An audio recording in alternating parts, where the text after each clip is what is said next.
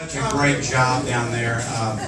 You know, if you want the unvarnished truth about what's going on in City Hall, just check with Michael Coulage and he'll tell you exactly what's going on. So, thank you for your service, Mike. And Dwight, thank you for being here. Bill Frazier, thank you for being here. I'm not endorsing anybody in the races, but he's somebody you need to get to know, in my opinion. You know, we live in one of the greatest cities in the world. There's two things about Houston that make it really remarkable. The first is people here think that they can do anything. And frequently they do just about anything. And then you think about it, it was Houstonians who revolutionized heart surgery and in the process built the biggest medical center in the world. It was Houstonians who put a man on the moon. It was Houstonians that 100 years ago, think about this, 100 years ago, had the outrageous idea of digging a ship channel 50 miles inland. And in the process built one of the biggest petrochemical plants, complexes in the world. And let's not forget it, it was Houstonians who first had the idea of it'd be kind of nice to have a roof over this stadium, right up here. But the other thing about Houston, in addition to that sort of can-do spirit, it's got this great, open, welcoming heart. Bob Lanier, I think, said it best. He said the difference between Houston and other places is in Houston, nobody cares who the daddy is. And it's so true. I mean, look, I know because I lived that experience. I grew up in a working class family down in Clear Lake. My dad was a union pipe fitter. Worked my way through the University of Houston, went to law school at night. Got out of school, and there were just incredible opportunities in this city for somebody who was willing to work hard. Now, I went through the 80s, and there's a few of you around here that are old enough to remember the 1980s. Lost everything. But I had dozens of friends that said, you know, okay, Bill, you fell down, get up, dust yourself off, get back in the game, and we'll help you do that.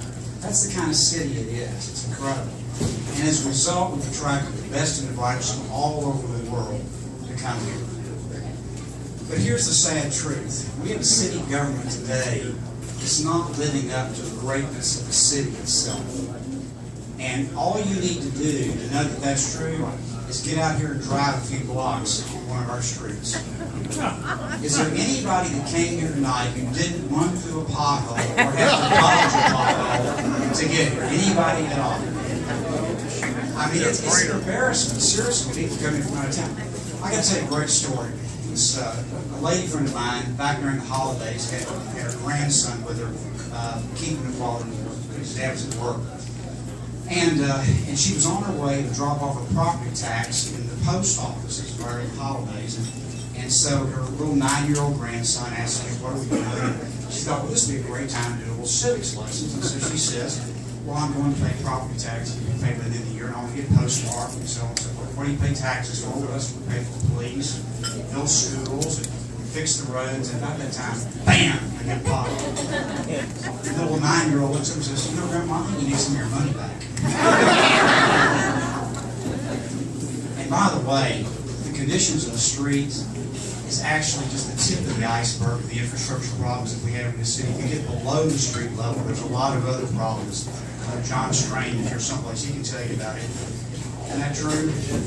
And I'll tell you, what you're going to hear about here in the next 2 or 3 months, remember you heard it here first, is the EPA is getting ready to find us in violation of the Clean Water Act because our wastewater treatment system leaks so much raw sewage into the bayous and into the water table, and that's why our bacteria count is so high in the bayous. And we're about to get fined, have to spend several $1 billion working on our wastewater treatment system. You watch and get a front page of the newspaper in the next couple of months. But beyond the infrastructure, the other problem is that people don't feel safe in this city. And with good reason. Our police department admits that they don't even attempt to investigate the vast majority of crimes that are committed in the city. Do you know that we have a burglary in this city about every 15 minutes? And last year, HPD solved only 8% of those burglaries. That's right. 92% of the time, the burglars got away with it, the victims had no justice. About once an hour, somebody has a gun stuck in their ribs and is robbed in this town. And we only saw about 1 in 5 of those robberies. 80% of people will stick a gun in your ribs and take your money, get away with it in this town. That is unacceptable. It's absolutely unacceptable. The third area that we've got to do something about are our finances. When I start talking about finances, people's eyes start rolling back and their feet start falling asleep. But let me tell you what, it is the core of all the other problems. The reason we're not filling potholes, it's not because we don't know how to fill potholes. It's not a technical problem. We don't have the money to do it. The reason that we have 300 fewer police officers today than we had 10 years ago is because of financial mismanagement. Now get this, the police budget has doubled over the last 10 years. It's gone from $450 million to $900 million. And yet, notwithstanding the fact that it's doubled, we have 300 fewer police officers than we had 10 years ago. How is that possible? And there's a lot of things we need to do on the finances. We need to implement better management procedures. We need to do zero-based budgeting. We need to bring in outside management firms. We need to figure out how to be more efficient. We spend $70 million a year after year on overtime. For those of you that have a business here, how many of you would run up those kind of overtime bills year after year after year and not do something to try to manage it? But notwithstanding everything that we do to try to fix the finances, the elephant in the room in the city's finances are pensions. We've got to do something about it. It's a difficult, emotional issue. Let me just say, there is no pathway for financial security and stability for the city of Houston that doesn't lead to pension reforms. There's a lot of different problems in the pensions, but one of them is that we changed the plans back in 2000 to 2003 to some unsustainable, unrealistic benefits. And I'm going to give you an example. And by the way, this is not for all city employees, it's for some. For example, the firefighters. The firefighter gets to retire today after about 30 years. And typically they'll be somewhere in their early to mid-50s when they retire. They get $750,000 in a lump sum payment, plus $55,000 a year for life and for their spouse's life. The cost of that benefit to taxpayers is about $2 million. Now look, they got a tough job. I appreciate that. I appreciate their service. I appreciate the risk of their life. But a $2 million pension at 55 is just not realistic, and the taxpayers can't afford it. And so we're going to have to address that issue. I don't think that we should go back and try to change the deal that we've made with existing employees. If somebody's worked for us for 20 or 30 years, it's not fair to go to them and say, okay, I accepted your service based on this promise, now I'm going to take it away from you. That's not right. But it is absolutely irresponsible to continue to make these promises to new employees that it's only going to bankrupt the city. So these are the problems that we have to address. And look, I know they sound daunting to us, but it's really not that hard. We need to right-size our expenditures, live within our means. And by the way, these challenges are nothing like the challenges Houstonians have faced in the past. I mean, we're not talking to have to dig a channel 50 miles inland, putting it on the moon. This is just living within your means. It's not really that tough to do. But there's something that we're going to have to do to accomplish that, and that is that we're going to have to come together as a city and lay aside our ideological and partisan differences. Because at the end of the day, there are no Republican or Democratic potholes. When a burglar sticks his gun in your rib, he doesn't care if you're a liberal or a conservative, white, brown, black, gay, or straight. It doesn't matter. We ought to all be able to come together on getting this city back to the basics, fixing the streets, catching the crooks, and balancing the budget. It's not that hard.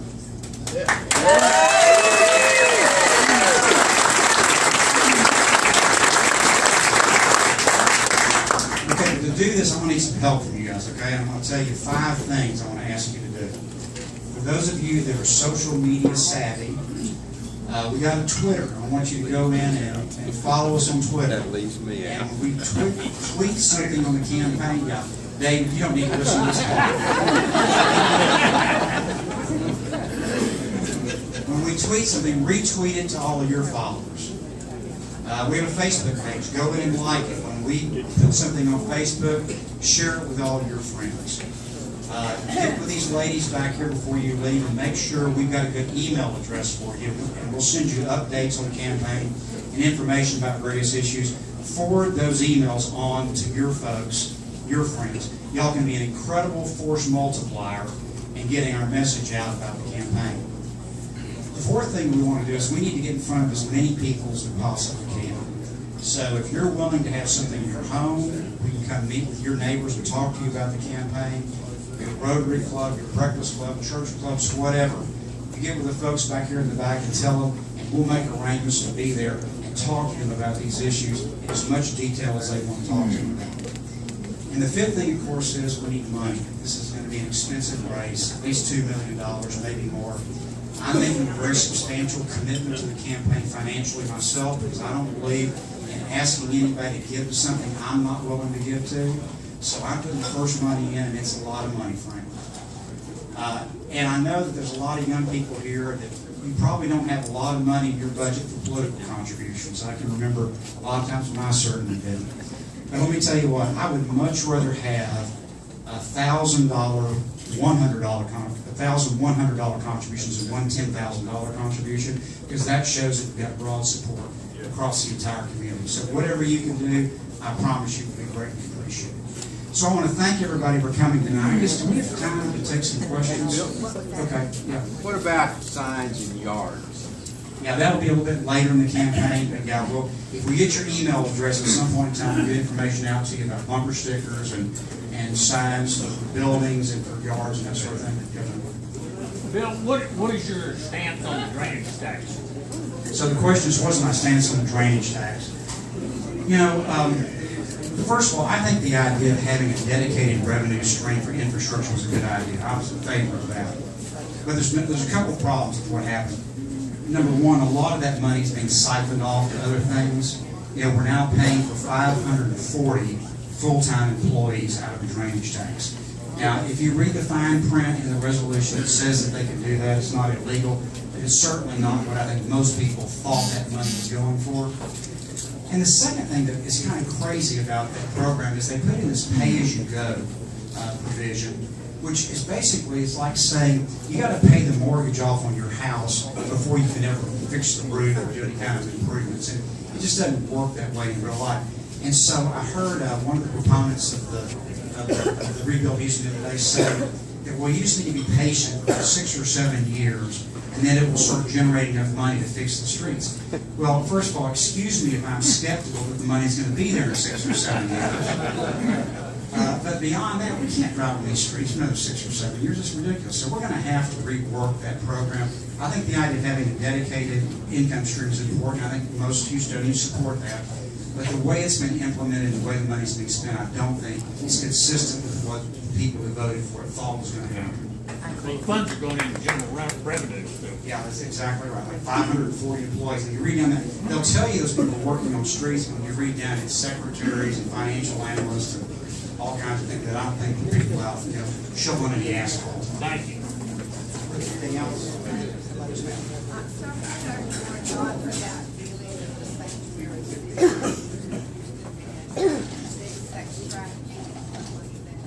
So the question is about sanctuary city and sex in trafficking. Yeah. So human trafficking is a huge issue, and it's something that we've got to pay a whole lot of attention to.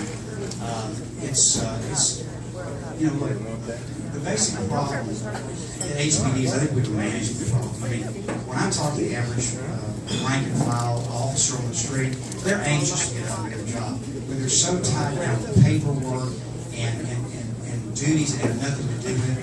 I think if we could just turn those guys loose, I think they would do a great job of ferreting all that out. And so that's what I want to try to do. We probably need some more police officers too.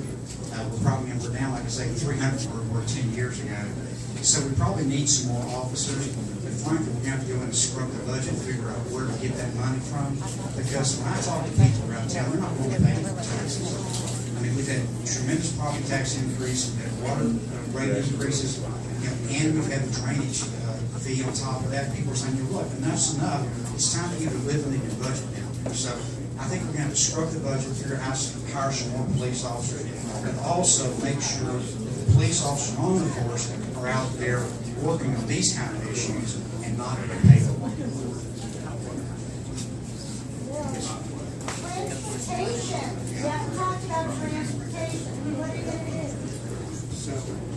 Anybody running traffic coming up here tonight? Seriously, I live in the gallery. It took me 30 minutes to get on the gallery. You know, the reality is